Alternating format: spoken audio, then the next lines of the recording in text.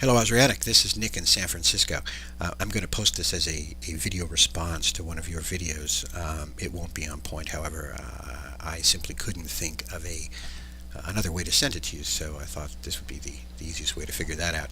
I've been reading a good deal of set theory lately, and logic, reviewing a good deal of logic, as well as reading a good deal of Wittgenstein.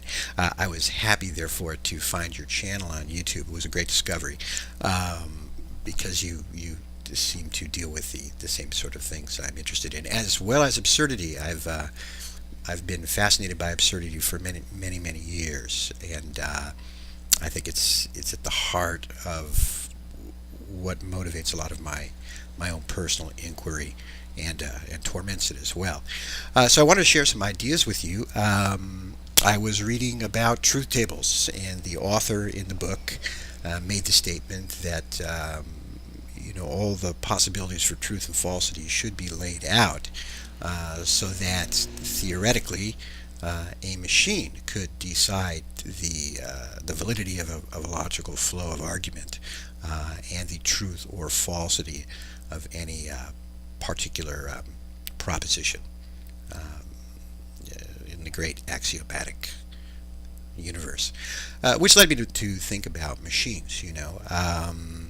And the fact that we program them using logic. And it occurred to me that at what point would we say that a machine has been or is being absurd?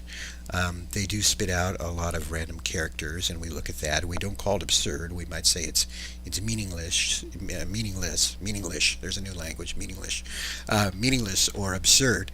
But we don't meaningless or gibberish. But we don't usually say that it is absurd.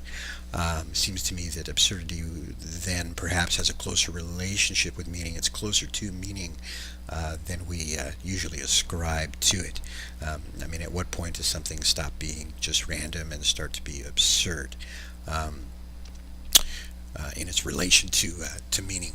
It also occurred to me that if computers were able to develop absurdity rather than just error, I'm thinking now that we ascribe two things to computers, to dysfunctional qualities to computers, either error or bad programming, bad logic. I'm wondering if bad logic actually creates absurdity, and error just creates the random spitting out of symbols. So is meaninglessness due to error, and absurdity due to faulty logic?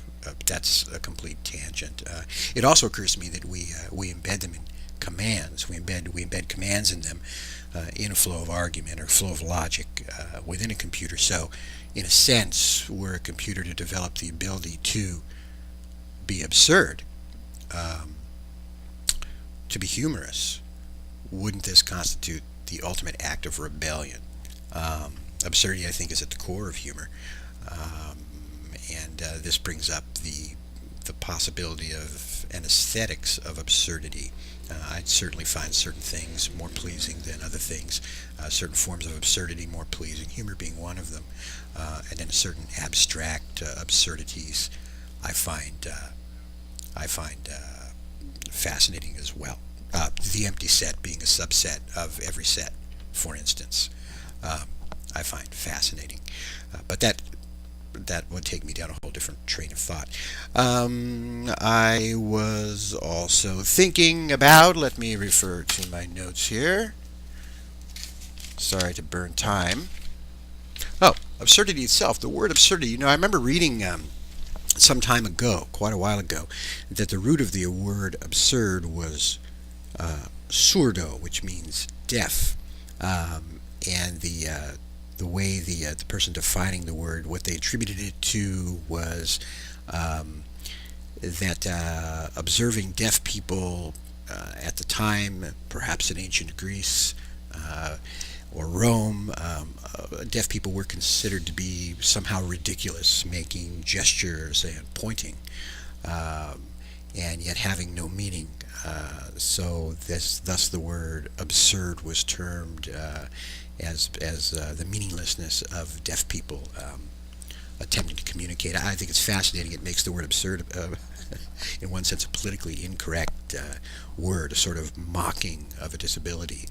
Um, it also shows that the person defining the word is not the one attempting to communicate.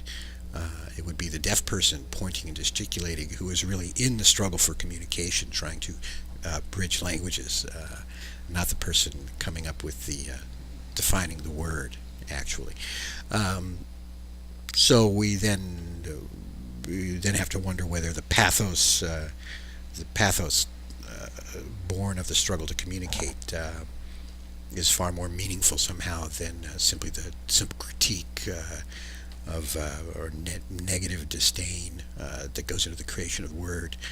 Um, the fact that pointing and gesticulating about is given as an example, I think will probably cause you to think of Wittgenstein, pointing at things, having to try to show things rather than to articulate them in words. It also brings up questions of a private language.